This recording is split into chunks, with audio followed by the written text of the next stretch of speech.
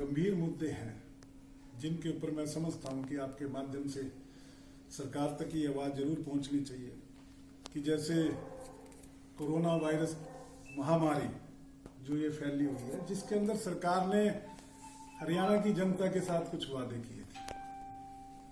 उन्होंने कहा था कि हम 3 महीने का डबल राशन लोगों तक पहुंचाएंगे।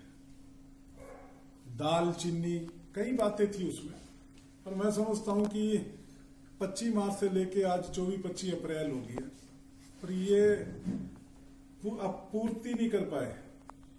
कहीं पे दाल पहुंची है तो कहीं पे आटा नहीं पहुंचा, और बार बार लोगों को बाहर बुलाया जा रहा है, जो कि एक मैं समझता हूं कि महामारी से बचने की बजाय फैलने का खतरा है। और है जो वादा किया था, जो लोगों को आश्वासन दिया था, वो इन्होंने तो पूरा नहीं किया।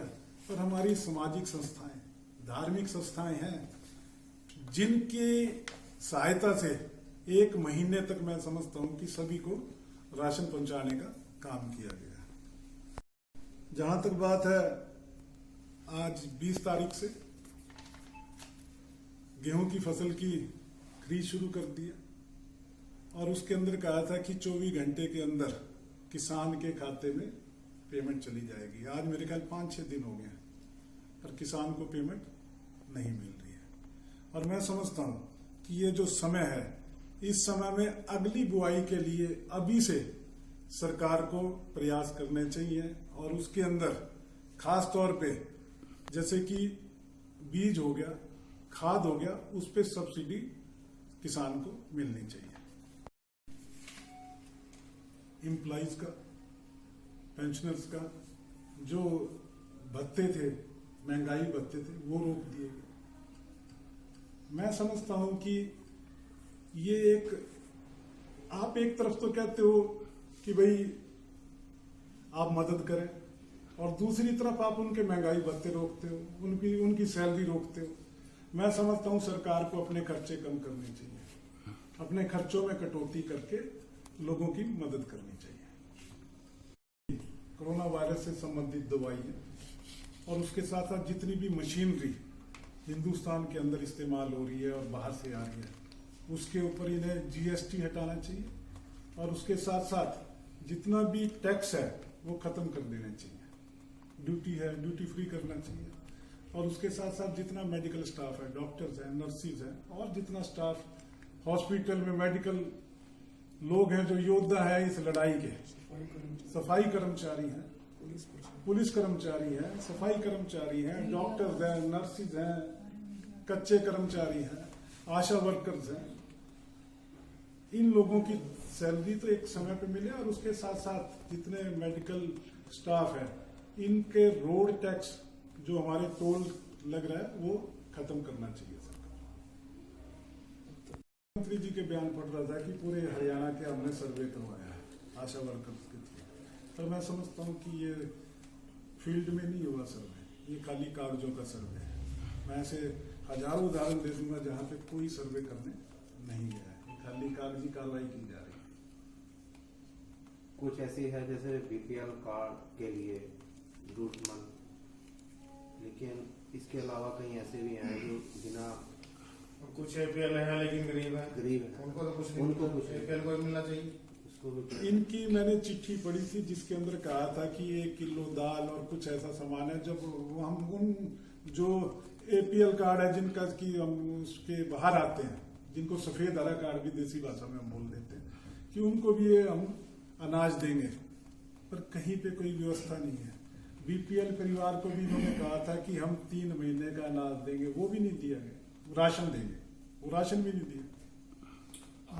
जो मिडिल क्लास फैमिली है उनकी बड़ी हालत इस समय मैं समझता हूँ बड़ी नाजुक हालत है, चाहे वो उसमें छोटा दुकानदार हो, छोटा कारोबारी हो, काम करने वाला आदमी हो।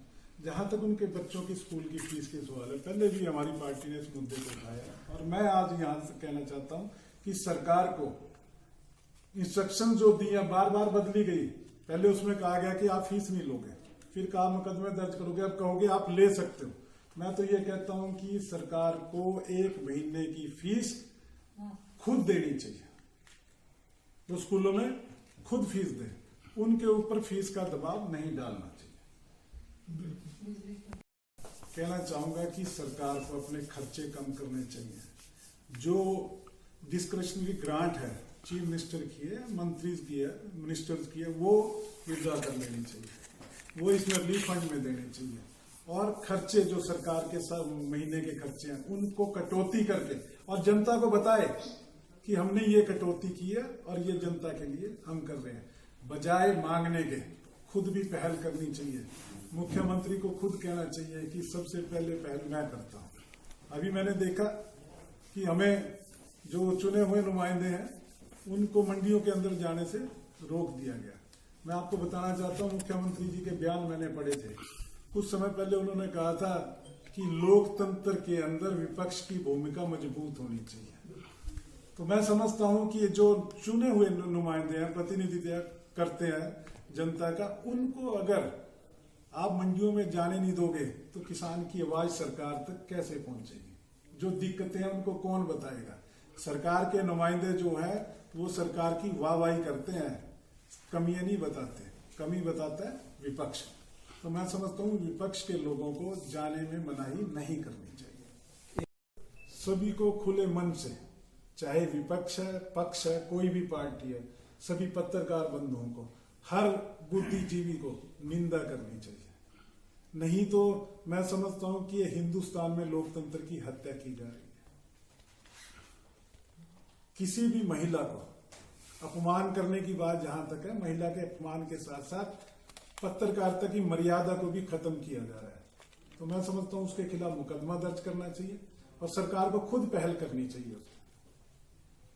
अभी इस लड़ाई के योद्धा हो, जो घर से बाहर निकलते हो, सारी बात को उठाते हो, आवाज को, जनता की आवाज को प्रशासन तक, सरकार तक पहुंचाते हो, उसके लिए भी मैं शुक्रिया अदा करता हूं। कुछ समय पहले में बताया करो और जो डेट कहती है उस डेट पे वो सामान डिपो होल्डर्स के पास पहुंचना चाहिए।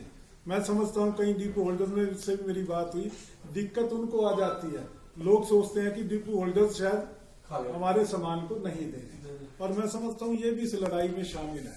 जो कोरोना के खिलाफ, महामारी के खिलाफ लड़ाई लड़ी जा रही है, उसमें डिपो होल्डर्स का भी बहुत बड़ा रोल है। वो भी लोगों के बीच में मदद करने की कोशिश की जा रही है। तो मैं समझता हूं सरकार को पारदर्शिता रखनी चाहिए, जो भी स्टेटमेंट दे खुले तौर पे दें और बताएं किस दिन किस डिपो होल्डर के पास वहां के लोग जाएं। एक सिस्टम बनाएं, जो हम सोशल डिस्टेंसिंग की बात करते हैं उसको मेंटेन करना चाहिए।